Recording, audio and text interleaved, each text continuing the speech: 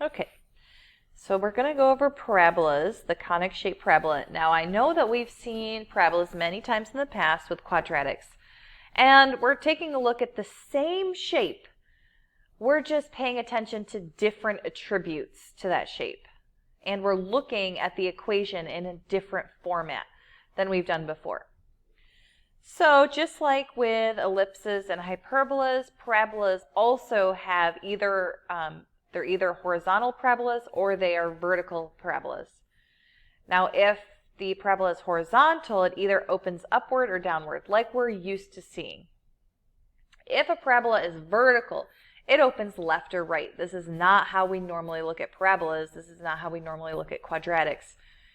Because if it is vertical like this, it's no longer a function. So most of what we do in Algebra 2, Algebra 1, and Pre-Cal, we don't focus a lot on this vertical parabola because it's not a function. But when we're dealing with shapes, when we're just talking about a shape on a graph, it's fine to look at a vertical parabola. Okay, so let's talk about the attributes of the parabola. If we look, we can see that yes, the parabola does have a vertex like normal, but it also has a focus, just like ellipses and hyperbolas had foci. The parabola, though, only has one focus. Also, there's a line called the directrix, which is on the opposite side of the parabola. The parabola is always opening away from the directrix. It's kind of like you can think of it as the anchoring axis. And also the parabola folds over the axis of symmetry. Also, the distance between the vertex and the focus is a length of p. And also notice that the distance between the vertex and the directrix is also p. They are equidistant from each other. And when we're trying to create the parabolic shape, what we do, there are 3 perfect points on the parabola. There's the vertex, and then there are these 2 kind of anchoring points that are perfectly in line with the focus.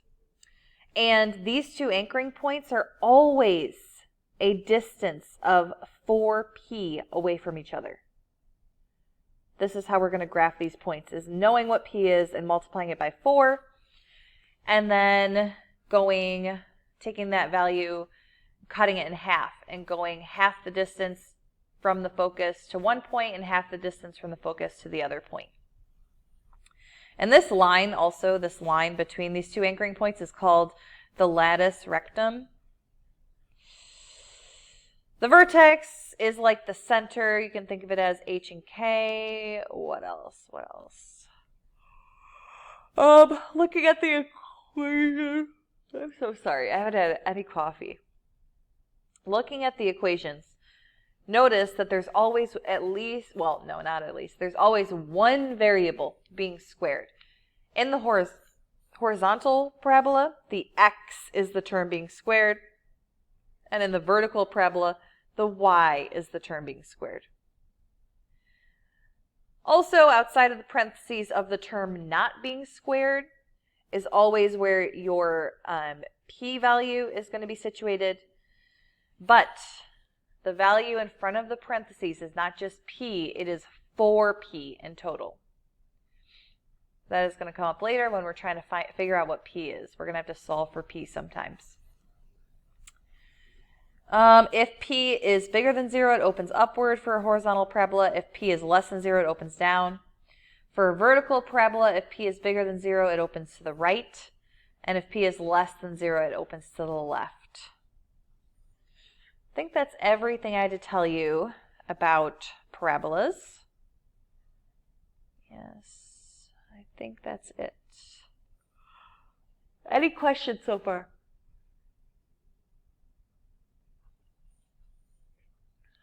All right, let's try it. So, looking at this first example, 1. Remember, h is subtracted from x and k is subtracted from y. So, what do you think our h value is?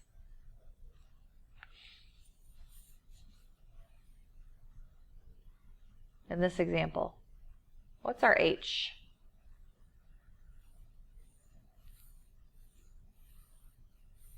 Remember, h is subtracted from x and k is subtracted from y.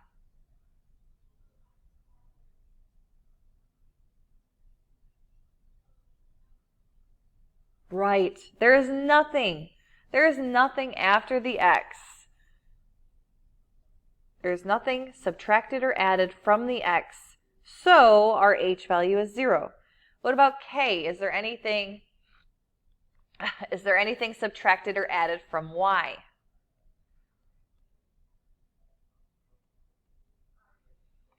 No. So what is our k value?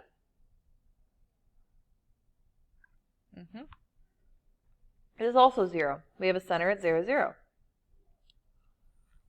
Now remember, our p can be found in front of the non-squared term, so that 12 will determine our p.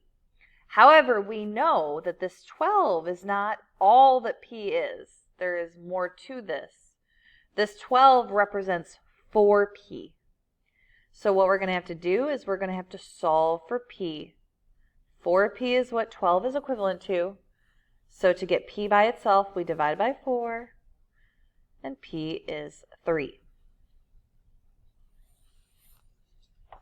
Oh, I guess you can't really see. I'm sorry.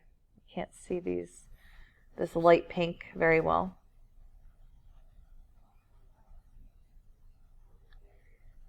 Now, is this a horizontal or a vertical parabola?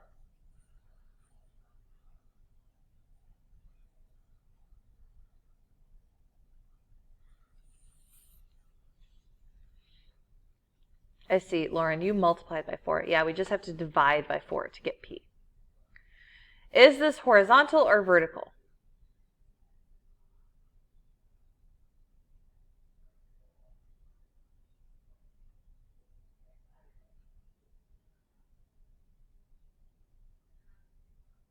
Yeah.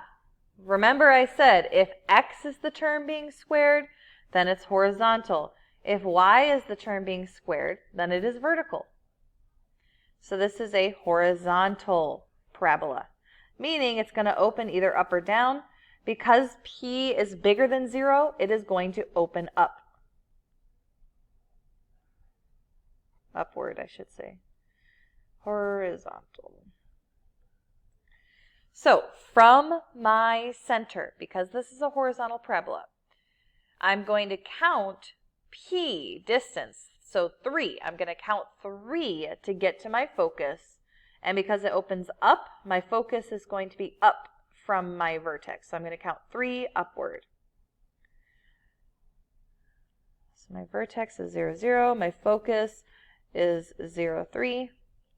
My directrix is equidistant from the vertex. So I'm going to count 3 down from my vertex to get my directrix line. And that passes through the y-axis at -3. So the equation for that line is y equals -3. The last and final step is actually drawing the line of the parabola. And we can do this by counting that 4p distance. Remember that latus rectum there, distance between the two anchor points. So 4 times p is 12. I need to count half of 12, which is 6, in both directions from my focus. So I'm going to count 6 to the left and 6 to the right. 1, 2, 3, 4, 5, 6. 1, 2, 3, 4, 5, 6. And now, wasn't that great a line? I can draw my parabola.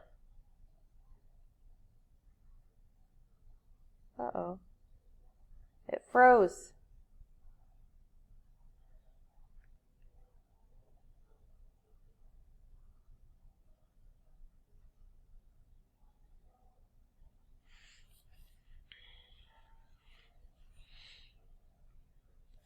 And just so you know how we got that,